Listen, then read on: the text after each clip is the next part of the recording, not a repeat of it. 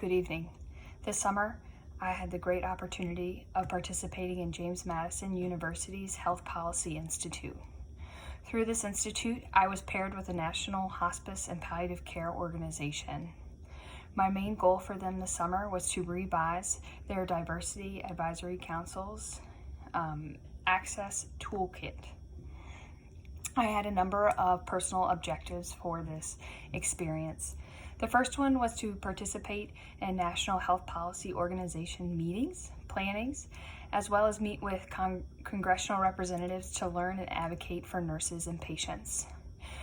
For this personal objective, I feel like I was successful at the beginning of the summer. I was very timid and scared and nervous and questioning my authority to advocate based off my experiences.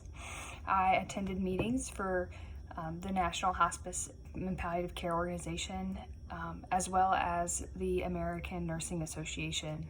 Through these meetings and presentations, I was able to learn how to adequately advocate and how to navigate the legislative arena.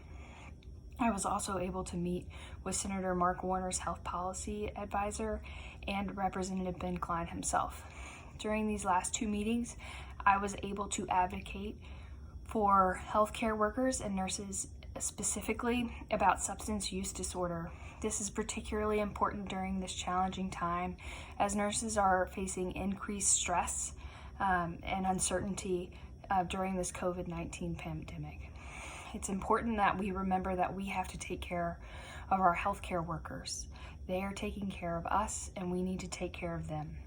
This includes being prone to substance use disorder. I advocated for increased resources and screening processes to allow for early identification and treatment.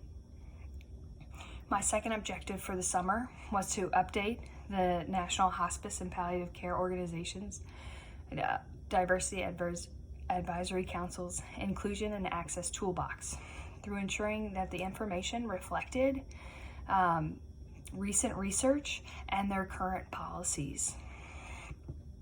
This toolbox serves and will serve to improve outreach to underserved populations throughout the nation. I do feel like I was able to meet this objective as well.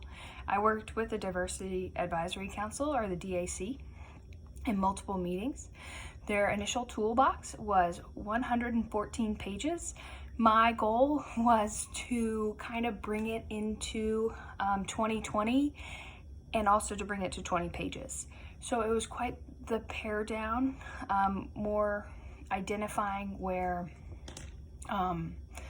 redundancies were, updating resources that reflected their current practices, and ensuring that the message that they were bringing reflected the times. I did this a lot through updating and increasing the diversity of the quotes that they utilized throughout the toolbox. Overall, this experience had a great personal impact for me.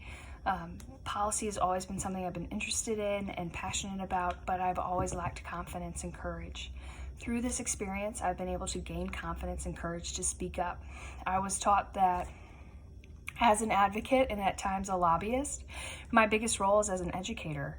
As a nurse, I feel more than prepared to be an educator. I educate my patients. When I work with my students, I'm constantly educating. It's one of the things nurses does best. So when that was brought to light, that lobbyist as an educator, you are educating your legislators, that really made a personal impact to me. I also took away the importance of ending and emphasizing your ask. Make sure that it is easy to understand and easy to take away for your legislators. What do you want to accomplish through this? And I also learned to value my personal experience. Even though I am still a relatively younger nurse, I have lived a lot and I have experienced a lot, and through my personal experiences, I have a lot to bring and a lot to share, and that is enough. So I need to remain confident. Overall, this was an excellent experience, and I highly recommend it to anybody else who is thinking about going. Thank you, and have a great evening.